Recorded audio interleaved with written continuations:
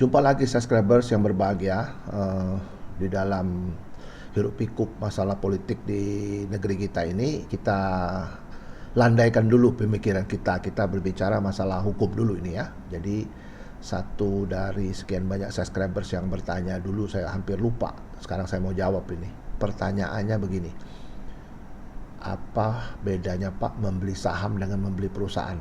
Nah ini yang harus saya jelaskan. Menurut saya ini penting sekali. Karena banyak sekali pemahaman orang mengenai beli perusahaan dengan beli saham itu sama, beda ya. Jadi kalau kita berbicara perusahaan, di video-video yang lalu saya bicara. Video yang lalu saya mengatakan bahwa yang namanya perusahaan itu adalah standing judicio. Berarti dia berdiri sendiri, dia mandiri di mata hukum, itu terpisah dari kekayaan-kekayaan pribadi dari pemegang saham ataupun badan hukum yang memegang saham di perusahaan itu.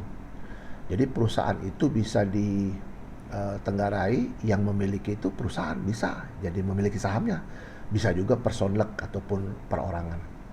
Saya tidak berbicara ke sana. Saya yang bicara itu adalah masalah apa bedanya yang ditanya sama subscribers ini, membeli perusahaan dengan membeli saham. Beda sekali itu. Membeli saham itu artinya membeli dari pemegang saham, dari andilan.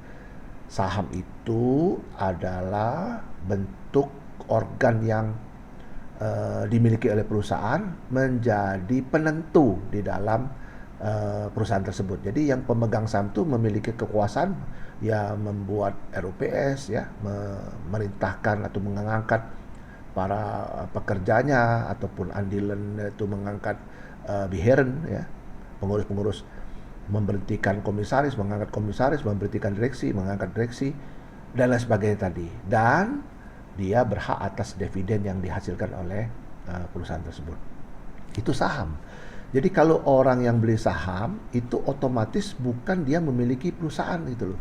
Tapi ketika perusahaan tersebut dijual, itu biasanya ya, ini biasanya tuh, yang terjadi juga adalah pemegang saham itu mengikuti perusahaan tersebut, dengan sahamnya juga dijual. Jadi kesimpulannya, kalau orang jual perusahaan, pasti sahamnya juga ikut dijual gitu loh. Tapi kalau orang jual saham, belum tentu perusahaannya itu dijual. Nah ini jadi harus kita bedakan. Jadi aset-aset yang ada di perusahaan itu bukan milik pemegang saham, tapi milik perusahaan.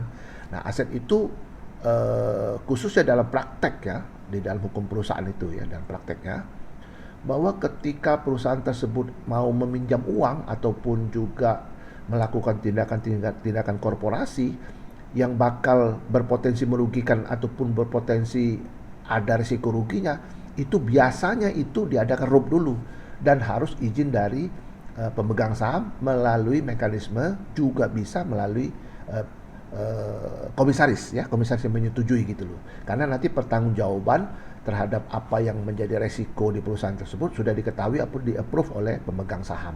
Itu biasa begitu. Contoh meminjam uang misalnya, itu kan potensi akan merugikan aset perusahaan kan, seperti itu. Kecuali ada misalnya pertambahan aset ya, bertransaksi, melakukan transaksi, lantas transaksi tersebut menghasilkan uang bagi ataupun kekayaan bagi perusahaan. Nah, itu tidak perlu adanya persetujuan dari pemegang saham. Jadi kita bisa bedakan itu ya. Jadi saya ulangi lagi, kalau ada yang sudah jual saham dengan mekanisme yang benar, lantas ada komplain anak ini itu sudah tidak bisa dilayani lagi, di mata hukum sudah selesai. Jual beli teorinya adalah ketika kata sepakat itu ada dan muncul, itulah selesai jual belinya itu. Persoalan cara bayar ya, cara dicicil, tunai, atau dibarter dengan yang lain, atau dibarter dengan skill dan lain sebagainya, itu masuk dalam hukum perutangan. Mudah-mudahan apa yang saya sampaikan ini menambah wawasan kita semua.